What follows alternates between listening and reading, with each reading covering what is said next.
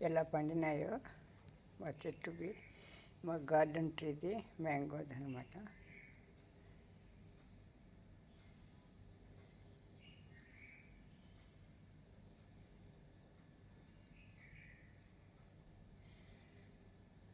చూడండి, ఇలా అన్ని రంగు వచ్చేసినాయండి ఒక్కసారి.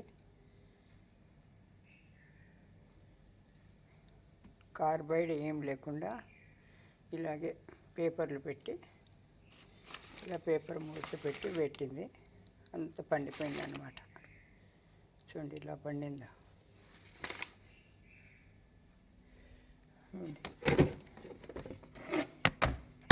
ఇవి కూడా ఆల్మోస్ట్ పండి వస్తున్నాయి. ఇలా పచ్చగా ఉంటాయి.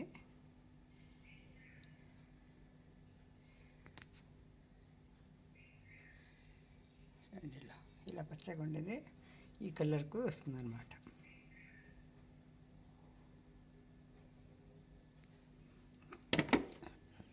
ఈ కలర్కు వచ్చేస్తుంది చివరకు. చూడండి, సహజ సిద్ధంగా పండిన మామిడి పండ్లు అండి ఇవి. ఏ కార్బైడ్ అదంతా ఏం వేయకుండా వచ్చిందన్నమాట.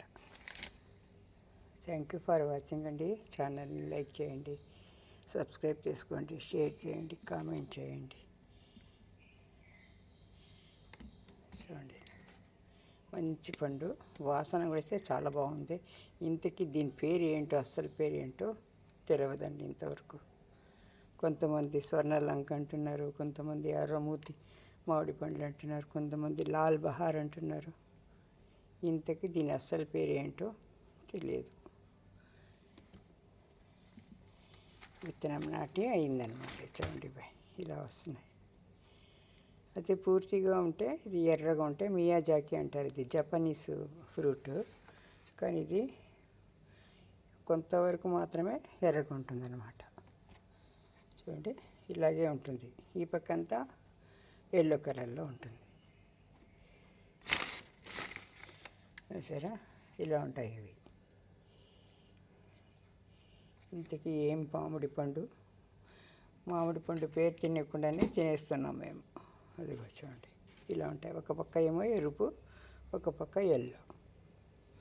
అరకు సైడు అంతా స్వర్ణలంక అంటున్నారు. మరి దీని అస్సలు పేరు ఏంటో తెలియదు. థ్యాంక్ యూ ఫర్ వాచింగ్ అండి. Thank you.